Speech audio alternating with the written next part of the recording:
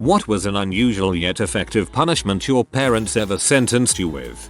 My father had a unique and effective method of punishment, and I've thanked him for it at every opportunity. If we misbehaved, the default punishment was no TV or computer privileges for a week. This could be anything from name calling to lying to refusing to walk the dog. A week without entertainment. But here's the cool part. We would be absolved of our crimes if we created some work of art for him. He'd accept drawings, or songs, or even dance routines, as long as they weren't half-assed. They all started out terrible, but over time all of us kids developed a real interest in our endeavors and went on to become pretty dang decent. I've been going to school on a piano scholarship for 2 years and my sister is a talented ballet dancer. But the best part is that my dad saved all the work we did over the years and has folders and folders of paintings and drawings along with hours of videotaped performances. My mom says he goes through his collection many times a year. Thanks, Dad. I'm stealing this. When I was a kid, my house had 2 giant rocks, more like small boulders, in the backyard that had been excavated when digging the foundation. They were about 30-40 feet apart. When my brother and I were fighting, our parents would send us out to sit on the rocks. We were allowed to yell at each other all we wanted, but we weren't allowed to leave our respective rocks until we reached some sort of consensus. One party couldn't just get up and leave, because the other one would complain to our parents and get them in trouble. So the only way to end the punishment was to legitimately come to an arrangement that both of us were satisfied with. What an innovative solution. It probably also taught you the diplomatic skills to deal with any relationship that's on the rocks. Whenever we were younger, my sister and I used to fight like crazy. Every time it got to be too much for our mom, she would kind of have a snapping enough moment. She would go get my dad's old boxing gloves and take us out on the lawn and insist that we fight it out, like gentlemen. We wouldn't want to and she would be completely insistent that we beat one another and get it out of our systems. Absolutely every time it got to this, it ended with my sister and I crying and hugging in an effort to show her that we didn't actually want to beat the living crap out of each other. So, basically the plot of the first Pokemon movie.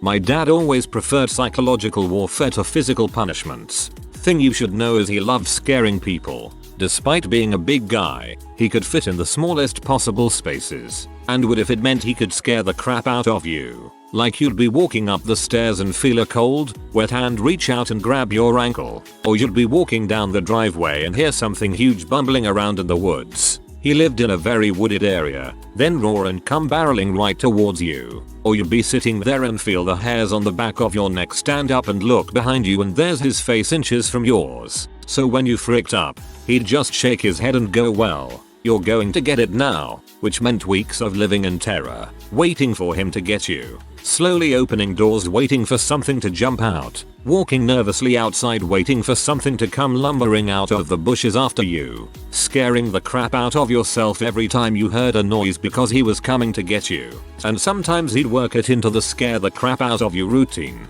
but he'd usually forget. Eventually you'd wind up apologizing or begging for a spanking or something, anything, to avoid the paranoia and waiting. Never really had to lay a hand on us, as a result. And that is great. I'm going to use that on my children someday. Aged about 6-7, I used to take ages, like 2 hours, to eat Sunday dinner. I hated it. My parents, at the end of their tether, finally decided to give me a time limit. If I exceeded that time limit, my punishment would be to watch nature documentaries. I have a very vivid memory of sobbing in front of a documentary about sea bads while my dad watched The Wonder Years, my favorite show, in a different room.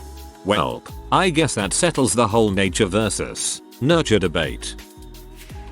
Wasn't necessarily a punishment, but it sure as heck was effective. I was a soda fiend. Coke and Pepsi around 10 for me was straight crack and my dad was getting sick of it, so he made this new rule that I had to abide by. You can drink as much soda as you want, but you need to drink an equal amount of water before you do. A 10-year-old mind thought, okay, this is cake. A 10-year-old stomach, not so much. I would chug glasses of water down so I could get my dessert, but halfway through the soda I was already full. So I tried the different approach of drinking only a little bit of water for only a little bit of soda, but the reward just wasn't as satisfying. Dad 1. Me 0. I am stealing this for my 21-year-old self, man. I need to kick my soda habit.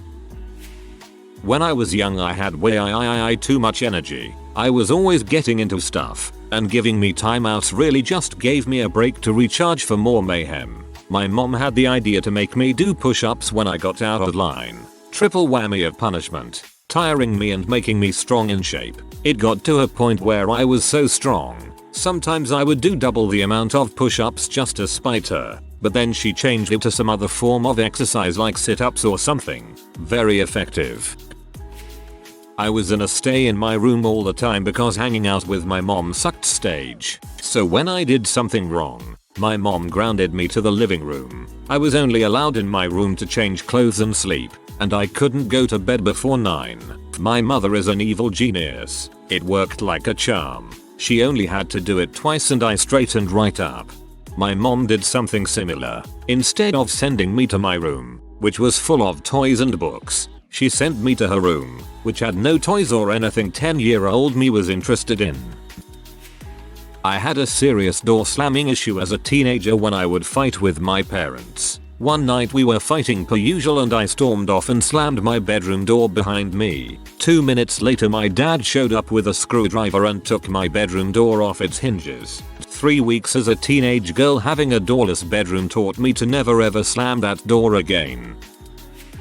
When I was 15 I got caught skipping school. My dad pulled me out of school for a week and loaned me out to various businesses. My dad was very well known in our town. He told me, if you don't go to school, this is what you can expect to do for the rest of your life. I cleaned toilets, and loaded trucks, laid sod for new homes, cleaned grease traps in a restaurant. One night I was taking out the trash to the restaurant dumpster and a giant rat jumped on my shoulder. From sun up to sundown with no pay. I never skipped school again. I'm not mad, and I'm not going to punish you, but I'm very disappointed in you. I believe those words can crush a soul. I am your father. I will always love you, no matter what. I just don't like you much right now. Oh yeah, there was some sobbing into my pillow later on that night. When I was 6 or 7 I liked spitting out of the car window. After a few misses and spit streaks alongside the minivan they decided that I needed to wash the van with my spit. I eventually was given a hose and had to wash the van for real, but spitting on a car for a half hour made me never want to spit again. That's actually pretty creative. When I was in 4th grade I came home with a C on my report card. My dad dragged me into a backyard with a shovel and told me to dig a 2 foot by 2 foot hole in the ground. I worked into the dusk, my hands raw and bleeding from the cork wood handle. At one point I asked him if I could have a break to go pee. His response was, but you have a perfectly good hole you're digging right there. When I told him I was done, he came outside, stared me straight in the eye and asked me if I ever wanted to do that again. My obvious response was no, sir. He replied, good, then you better start getting better grades so you graduate college, so you never have to do physical labor like I do. Missing curfew meant being woken up at dawn to do chores, the worst ones my parents could find. Washing and waxing my mother's car hungover on a humid 90-degree+ day in the Midwest, worst day ever. How my parents still do this? If I can party all night long, I can work all day long. When I was a kid I was very hyperactive and I would constantly run around the house breaking things and just generally annoying my parents. One day they got the idea to blindfold me to stop me from running around. Surprisingly this worked very well. After seeing the success my parents started blindfolding me regularly to calm me down, usually for about an hour. I eventually became very good at maneuvering blindfolded and learned how to do many everyday tasks without seeing. Sadly I was never able to learn echolocation, but to this day I still blindfold myself for an hour at least once a week to keep my skills sharp. TLDR. Parents blindfolded me to calm me down. Developed ninja-like blind skills. Ah yes, as a youngster, my mother's favorite trick of the book was to throw a blanket over me when I was in timeout. She did not do this in a dangerous way or anything, and having my own little world underneath that blanket was the most perfect and calming thing she ever could have done for me. I liked to play with fire when younger, and if my dad saw me doing this he would sneak up behind me and dump a bucket of water on me. Not real a punishment, but I wasn't very fond of getting wet. I love that your father was, apparently, your DM. My very conservative Baptist deacon father pulled out his dice on my 12th birthday so that I could roll a character. He was a sadistic GM too. Made for great games. When my brother and I fought as kids, it would drive my father absolutely crazy. Eventually, he'd get sick of hearing us fight, and he'd yell at the two of us to get into the backseat of the car. We'd get in the car and then he'd proceed to drive us anywhere between 5-8 miles away from our house, kick us out, and make us walk home. I doubt that he'd be allowed to get away with that today, but it was strangely effective. One time, it was probably about 95 degrees out, 35°C, and had driven us about 5 miles away and dropped us out so we could walk home and work out our differences. Well, after walking for about 3 minutes, one of our neighbors drives past us, stops her car and asks if we'd like a ride home. Naturally, in an attempt to get over on the old man, we said yes. On the way home, she asked us if we'd like to stop for some ice cream. It was so damned hot we both said yes. About 10 minutes later, my father sees us walking up the driveway, ice cream in hand, and he loses it. We fess up, tell him that our neighbor drove us home. He wasn't too happy to hear that, so back into the car we went. I was hoping the neighbor was in on it and was driving you further away. I was being a butthole. My dad decided to take me to the workbench and teach me how to do woodwork. He taught me how to make a paddle. He taught me how to carefully select the right piece of wood, watch the knots, how to shape it, sand it smooth, stain it, and how to construct something with quality. He inspected the paddle, said good work, then beat my butt with it. And if you think that hitting a child is wrong, think about this. I never had to be spanked again after that time. Solid lessons were learned that day. Don't be a butthole, and never cheap out on quality work ever. He forced you to make the paddle you were beaten with. This has been my favorite punishment I've read so far. It almost inspires me to learn woodworking. My stepdad has his 2 young daughters hold hands when they are fighting. It amazes me how well it works. They end up laughing together by the time they can let go. I did this to my daughters when they were little. I would make them hug each other in the middle of the living room as punishment for hitting. Worked every time. Within minutes they would be giggling and hugging for real. My brother and I would fight a lot, and when my mom would reach her tipping point she would force us to get along. She would take a large mixing bowl and mix 12 different types of dried bean seeds into it, and with only our hands and spoons we had to sort them all out together and put them back into their appropriate jars. 5 minutes in, my brother and I got along great and worked together to accomplish the task. Very effective. Ooh, this is good. I'd imagine baking a cake would work too. That way there'd be a tasty reward to look forward to.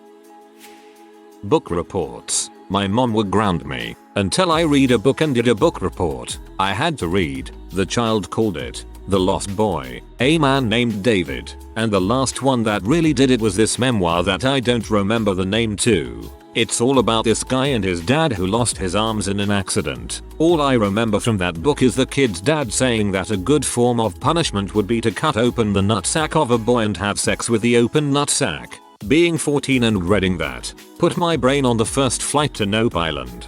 Those 3 books are written as an autobiography of the guy who went through one of the most brutal cases of child abuse that California had ever seen.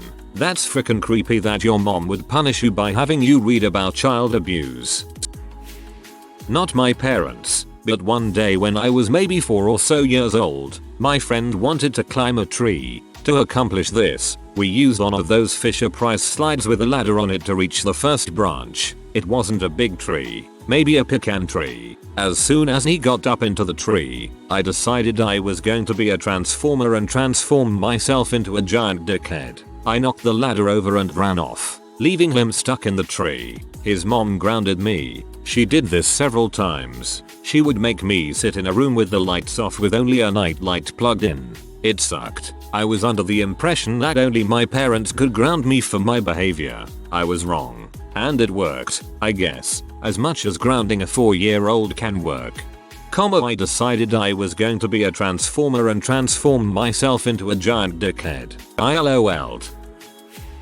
My mother tells a story all the time about how my older brother was having a tantrum over some frivolous thing one day while she was drinking a glass of water at the sink. He was just bawling on the ground at her feet, and she just looked at the glass of water, then to my brother and doused him with it. He shut up right then, and apparently tantrums were never a problem again. We used to have a hickory tree in our backyard that I later found out existed for one purpose. Hickory trees, when they are young, have very springy branches that are knobby and are easily removed from the trunk. Whenever I was having a tantrum or did something particularly bad, I was told to go pick a branch off of the tree. I knew what was coming and would pick a branch with the least amount of knobs, and that was the least springy. When I brought it back to my dad, he would examine it and make sure it was up to snuff, and then I would get 10 or so switches with it. The actual blows weren't too terribly painful and only left some minor red marks that went away within 20 minutes. But it was the psychological nature of it that really drove home the lesson. Having to pick out your own instrument of torture was worse than the pain of getting switched. My co-workers and I were just talking about picking out a switch when we were kids the other day. Seems to be a southern thing.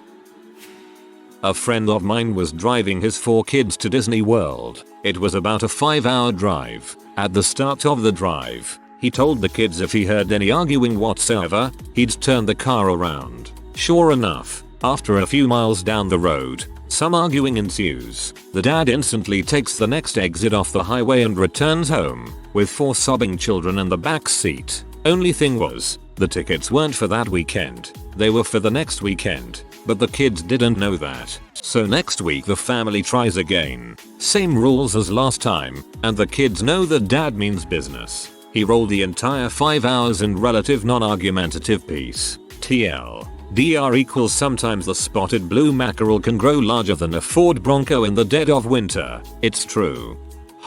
My parents would never tell us where we were going. They'd just pull us out of bed at 1 AM and hit the road. That way we never got overexcited about vacations and we'd sleep the whole way there. I got caught smoking a cigarette when I was in 8th grade. My mom had recently kicked the habit and was appealed I would enter into such doom. She instructed me to smoke every single remaining cig in the pack. There were 16, and that I could smoke openly if I could accomplish the task. I got through 2 of them, threw up all over the kitchen, and haven't thought about touching another one since. First read that as she applauded you for smoking. When I was a young kid, my mom would sometimes make this treat we call dirt cups. It was filled with bits of chocolate mixed in chocolate pudding, the dirt, and gummy worms. One day I had done something, can't remember what, wrong, and when my mom saw it, expected heck to break loose. Instead she said, "I'll make dirt cups." I didn't know she would literally make dirt cups. I thought I was the only kid that had those, the good kind, not real dirt. I think my mom called it earthworm pie or something. When I was 4 or 5 I once threw a temper tantrum where I bashed my head against the floor. Of course a young child has few resources and will try to use anything to their advantage. Blah blah child psyche. My dad quickly grabbed me and spanked me and said no one is allowed to hurt my child. Lesson learned. My brother does this all the time when my nephew accidentally hurts himself and gets upset. Then he starts cracking up and goes on his merry way. Definitely going to try it when my son is a little older. I told my mom that she never bought anything for me when I was 8 or so. She showed me just how much she didn't buy me by making me carry everything out of my room and put it in the basement, except my bed and dresser. 4 months later I got everything back, but I missed my Stretch Armstrong every day.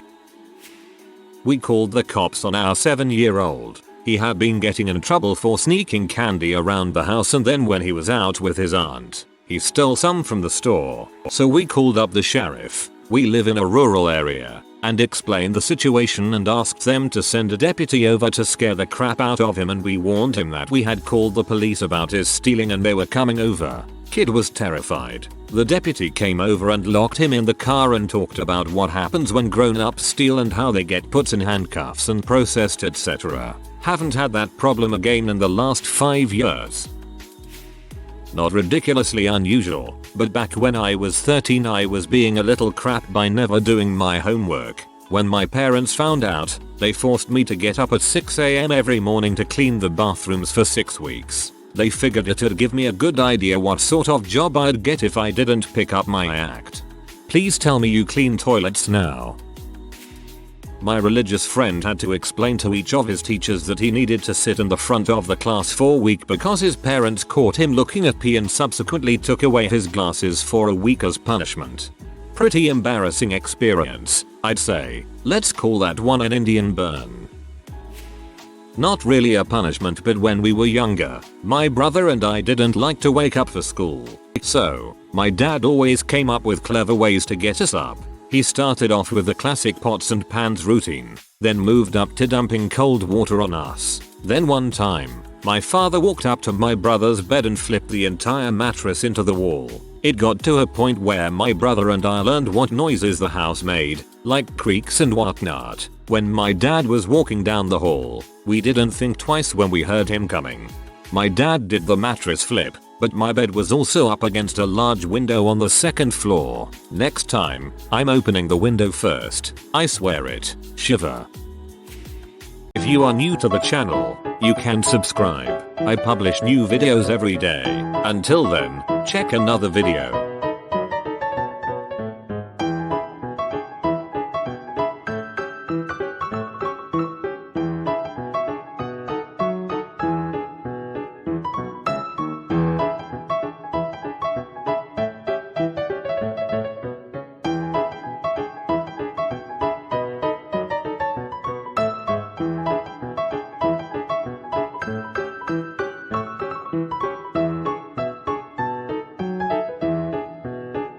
Bye for now.